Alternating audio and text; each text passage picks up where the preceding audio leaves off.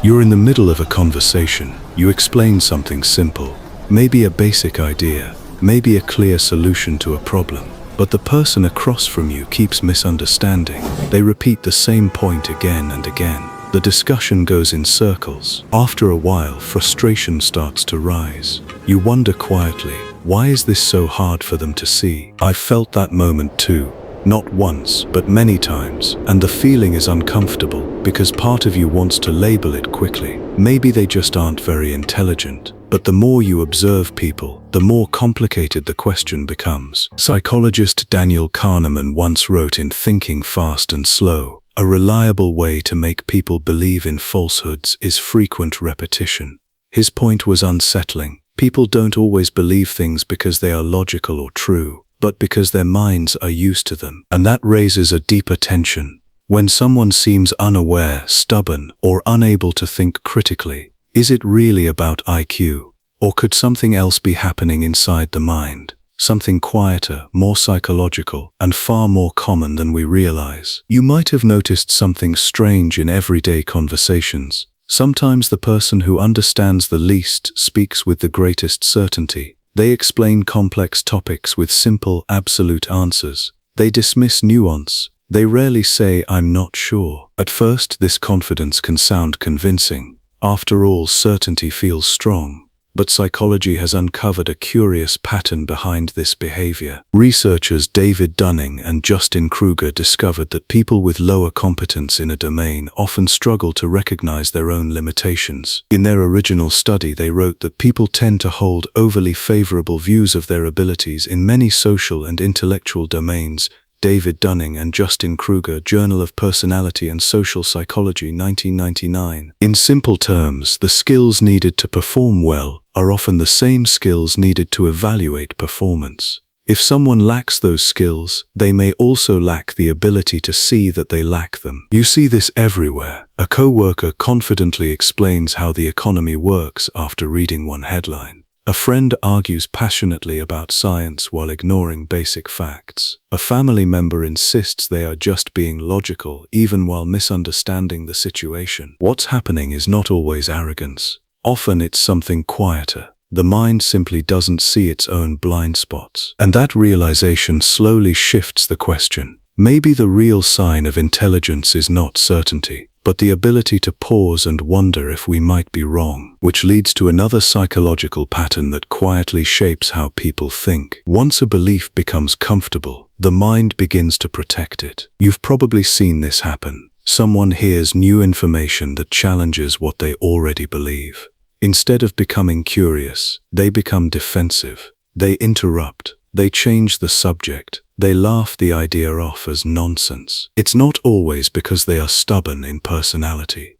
Often, it's because the mind prefers stability over complexity. Psychologist Carol Dweck described this tendency while studying how people approach learning. In her book Mindset, The New Psychology of Success, she writes, "Why waste time proving over and over how great you are when you could be getting better?" The question sounds simple, but it reveals something profound. People with a growth-oriented mindset see mistakes as information. People with a fixed mindset see mistakes as threats. So when a person hears something unfamiliar, an idea that requires them to rethink their assumptions, the brain can react almost like it's under attack. It becomes easier to reject the new idea than to reorganize the old one. You might notice it in small moments. Someone refuses to learn a new tool at work because the old way is fine. A relative dismisses psychology as overthinking. A friend rejects feedback immediately instead of reflecting on it. The issue here isn't raw intelligence. It's cognitive flexibility, the ability to let the mind stretch instead of lock into place. And once thinking becomes rigid, another deeper pattern begins to appear. The quiet absence of self-awareness. Over time, rigid thinking creates another subtle effect. People stop observing themselves. You may notice it in ordinary moments. Someone interrupts others constantly, yet believes they are a great listener. A colleague blames everyone else for problems at work but never questions their own behavior. A friend repeats the same relationship mistakes again and again, yet insists that every failure was simply bad luck. What's missing in these situations is not information. It's self-observation. The psychologist Daniel Kahneman, who helped popularize the concept of emotional intelligence, wrote in Emotional Intelligence that self-awareness, recognizing a feeling as it happens, is the keystone of emotional intelligence. Without that awareness, people move through life reacting automatically rather than reflecting on their own patterns. In everyday life, self-awareness shows up in small, quiet habits. The ability to pause after a disagreement and ask, "Did I overreact?" The willingness to notice when pride is guiding a decision. The humility to say, "Maybe I misunderstood." But when self-awareness is weak, those inner questions rarely appear. The mind becomes focused outward, on other people's flaws, other people's mistakes, other people's responsibility. From the outside, it can look like someone simply doesn't get it. Yet the deeper issue is that their attention never turns inward long enough to see the pattern. And once the inner mirror disappears, another form of intelligence begins to fade as well. The ability to understand emotions, both in ourselves and in others. For decades, society treated intelligence as a number. High IQ meant smart. Low IQ meant the opposite. The assumption seemed simple and objective. But as psychologists studied human behavior more closely, they realized something important was missing from that picture. Two people can have similar IQ scores and live completely different lives.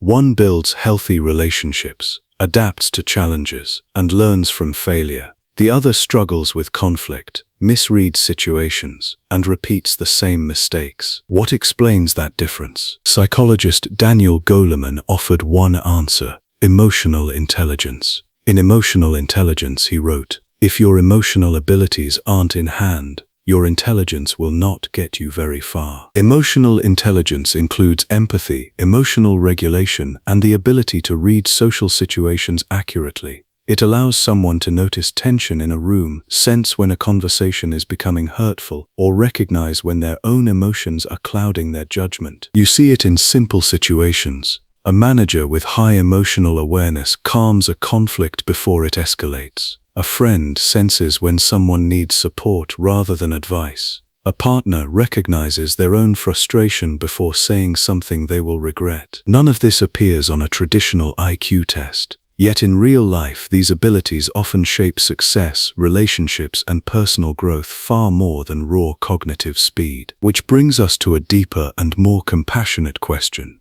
If thinking patterns and awareness develop over time, how much of intelligence is truly fixed, and how much of it is shaped by the environment around us? If you look closely at how people think, you begin to notice something important. Minds do not develop in isolation. They grow inside families, classrooms, neighborhoods, and cultures that either encourage curiosity or quietly shut it down. Imagine a child who asks questions constantly. Why does that happen?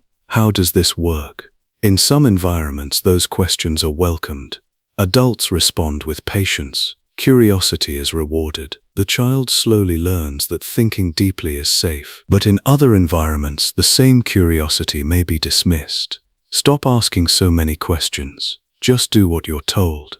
Over time, something subtle happens. The child learns that thinking out loud creates discomfort, so they stop. Psychologist Lev Vygotsky, a pioneer in developmental psychology, emphasized the role of social interaction in cognitive growth. In Mind in Society, he explained that every function in the child's cultural development appears twice. First, on the social level, and later on the individual level. In other words, the way people think is often shaped first by the environment around them. You can see this difference in adulthood. Some people approach new ideas with curiosity because they were raised in environments that encouraged exploration. Others react with defensiveness because questioning felt unsafe for most of their lives. What looks like low intelligence from the outside may sometimes be the result of years of intellectual discouragement or lack of stimulation. A mind that was never invited to stretch rarely learns how to. And once you begin to see intelligence through this lens, another possibility quietly appears. One that psychology has been exploring more deeply in recent decades. For a long time, people believed intelligence was mostly fixed. You were either born with a smart brain or you weren't. That idea shaped how schools worked, how people judged themselves, and how society labeled ability. But modern neuroscience tells a different story. The brain is constantly changing. New experiences, new learning, and even new habits of thinking can reshape the neural pathways that guide how we process information. Psychologist and neuroscientist Norman Doidges described this in his book The Brain That Changes Itself, writing that the brain has the ability to reorganize itself by forming new neural connections throughout life. This discovery introduced a powerful idea. Growth is possible far beyond childhood. You can see this in everyday life. Someone who once avoided reading begins exploring books and gradually becomes more articulate. A person who struggled with emotional reactions learns to pause and reflect before responding. Someone who once rejected new ideas slowly becomes more curious through exposure and conversation. These changes rarely happen overnight. They happen through small shifts, asking one more question, listening a little longer, reflecting instead of reacting. Intelligence in this sense is less like a fixed score and more like a direction.